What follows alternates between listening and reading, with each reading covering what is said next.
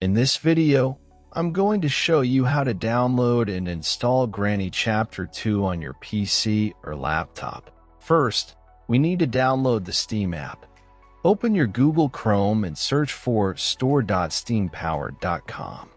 Link in description. Click on the Install Steam button on this page.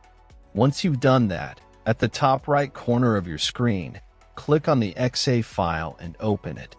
Complete the installation, and once finished, open your Steam app. Now, go to Store and click on the search box at the top right-hand corner. Search for Granny Chapter 2 to download the game. If game is not showing up, check out video and description. Else in drop-down menu, click on Granny Chapter 2.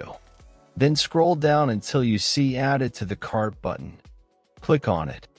In new pop-up, click on View My Cart. Now click on Continue to Payment. Set up your payment method, and you're good to go. After completing the purchase, go to your library. You can use the search box to find game you just bought or navigate directly to the games category. Next step I will show on Game I Own. First, click on the game you want to play. Now click Install. Complete installation process. When installation completed, click to play, and that's all. Thanks for watching. Subscribe and help reach 1,000 subscribers mark so I can make more tutorials.